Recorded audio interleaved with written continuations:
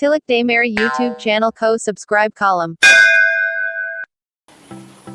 Hi, hello, Kulumbai Lagupur. নমস্কাৰ corona ভাইৰাছৰ বিৰুদ্ধে কি খাদ্য খাব লাগে মই তাৰ ওপৰত কম মোৰ নাম ডায়েটিচিয়ান জয়নিকা শৰ্মা মই দিল্লীত 12 বছৰ প্ৰেক্টিছ কৰি আছিলো আৰু অসমলৈ এতিয়া ঘূৰি আহিলো আৰু আমাৰ অসমীয়া খাদ্য কি ধৰণে কি প্ৰকাৰে বনালে সবতকে বেছি আপোনাৰ কামত দিব মই তাৰ ওপৰত কম সবতকে আগতে হল হালধিটো আপুনি এটা হাৰ্বেল টি বনাব তেতিয়া আপোনাৰ সবতকে বেছি আপোনাৰ যেটো বেনিফিট পাব লাগিব হালধিৰ পৰা হেতু পাব এজন মানুহৰ কাৰণে যদি বনায় তেতিয়া হলে আপোনাৰ 300 ml পানী লব পানীটো বইল হ'বলৈ দিব 1 ইঞ্চ মান আদা দিব থেতেলাই দিব লগতে 8টা 10টা জালুক আৰু 1 ইঞ্চি দালচিনি ধুনিয়াকৈ থেতেলাই পেলাই এই পানীত দি দিব হালধি আধা চামুচ দিব আৰু যেটো তেজপাত হয় দুটা তিনিটা পাত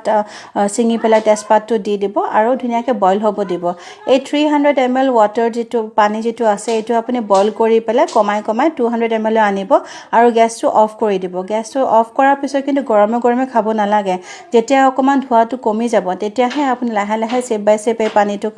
এই চাহটো খাব তাৰ পিছত আপোনাৰ মাছ মাংসটো এতিয়া বন্ধ কৰিব লাগিব মাছ মাংসটো খালে আপোনাৰ বডি যেটো এনভায়ৰনমেন্ট হয় হেতু এসিডিক হৈ যাব আৰু এটো সময়ত আমাৰ বডিটো এলকালাইন কৰিব লাগে তাৰ কাৰণে আমি যিমান পাৰো হিমান আমি এতিয়া খাৰ খাব লাগে ডেইলি আপোনাৰ যদি পাৰে খাৰটো খাব যেনেকে প্ৰকাৰে হক খাব আৰু লগতে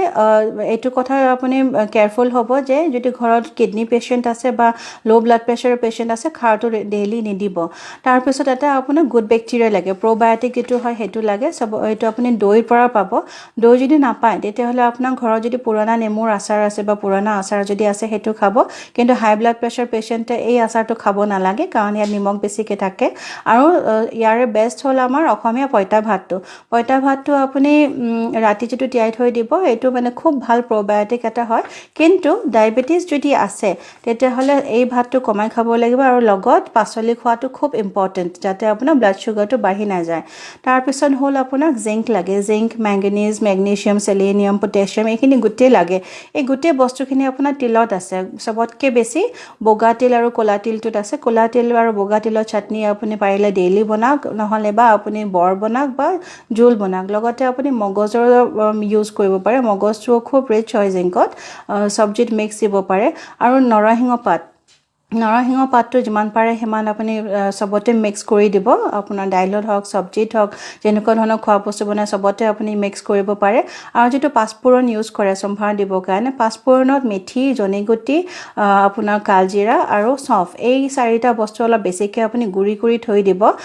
আৰু যেতিয়া আপুনি সম্ভাৰ দিয়ে তেতিয়া ইয়াৰে 1 চামুচ বা 1.5 চামুচ আপুনি মিক্স কৰি তেলত মিক্স কৰি বা সম্ভাৰটো দিব তেতিয়ালে ম্যাক্সিমাম মিনাৰেল আপুনি পাব বডিত জিংক যেটো হয় জিংক আৰু বাকিবোৰ মিনাৰেলছ তেতিয়ালে ম্যাক্সিমাম পাব আৰু লগতে আপোনাৰ ভেন্ডেলেটা মানিমনি আৰু আপোনাৰ মছন্দৰী এইখিনি বস্তু আপুনি আপোনাৰ যদি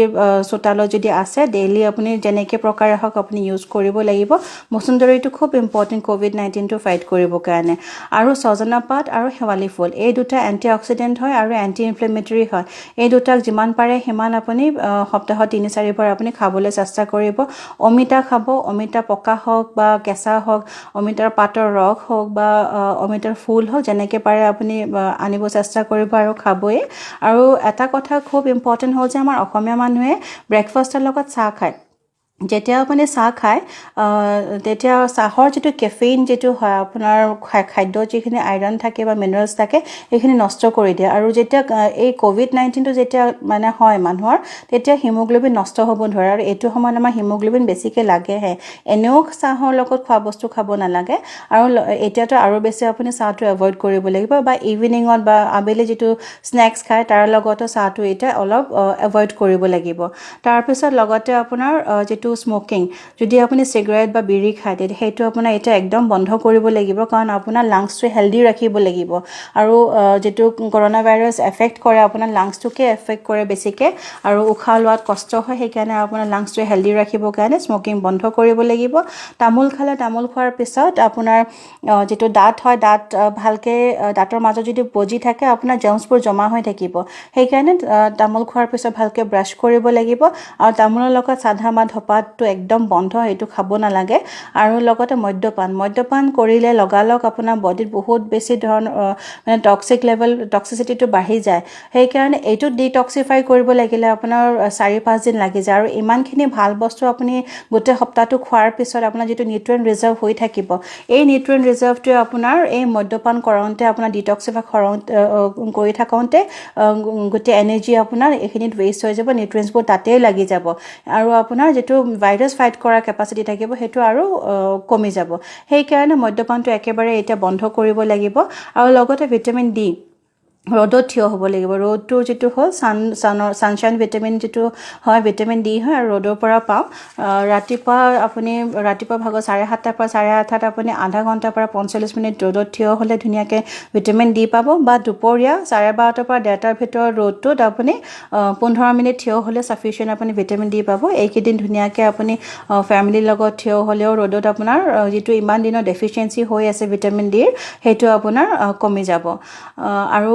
আশা কৰোঁ আজিৰ ভিডিঅ'টো দি মই আপোনাক হেল্প কৰিলোঁ। হাইজিন পাৰ্টটো আপুনি কেয়াৰ ল'ব। এতিয়া ধৰক আপোনাৰ খুব ধুনীয়াকৈ গাৰ্গল কৰিব লাগিব, কিন্তু গাৰ্গল অকল নিমখ পানী দি গাৰ্গল কৰিলেই নহ'ব। আপোনাৰ যিটো নেহৰু আছে, নেহৰু 2 ফুট 3 ফুট আপুনি চবাই খালে তেতিয়া বহুত বিজল ওলায়। সেই বিজলটো এক্সপেল কৰিব লাগিলে ভালকৈ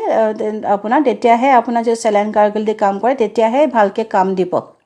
আৰু লগতে আপুনি গৰম পানীটো খাবই লাগিব, দিনটো গৰম পানী খাব লাগিব, ভাপ ল'ব লাগিব। গৰম পানীক বইল কৰি আনি পেলাই এখন টাৱেল দি আপুনি মূৰটো ঢাকি পেলাই ধুনীয়াকৈ সেই ভাপটো যিটো হ'ব গৰম পানী নাকেদি আপুনি ইনহেল কৰিব আৰু মুখেদি আপুনি এক্সহেল কৰিব। এইটো দিনত 2-3 বাৰ কৰিব। আপোনাৰ একদম ভিতৰত যিটো আপোনাৰ এয়াৰ পেছেজ আছে সেইটো মইষ্ট হৈ থাকিব। আৰু লগতে নাকত তেল দিব লাগিব, মিঠাতেল দিব। সৰু ল'ৰা ছোৱালী যদি নাকত মিঠাতেল দি দিবলৈ ভাল নাপায় তেতিয়া নাৰিকল তেলো দিব পাৰে, ঘিটো গলাই পেলাইও দিব পাৰে। এইবোৰ গোটেইখিনি প্ৰিকশ্যনছ ইউজ ৰাখিব। হাত ধোৱাটো আছে, হাত ভৰি ধোৱাটো খুব ইম্পৰ্টেণ্ট। আৰু আশা কৰোঁ আপোনাক মই আজি ভিডিঅ'টো দি হেল্প কৰিলোঁ। লাইক আৰু কমেণ্ট কৰিব। যেনেকুৱা ধৰণৰ প্ৰশ্ন থাকে মোক সুধিব, মই আপোনালোকক চব প্ৰশ্নৰে উত্তৰ দিবলৈ সহায় কৰিম। ধন্যবাদ।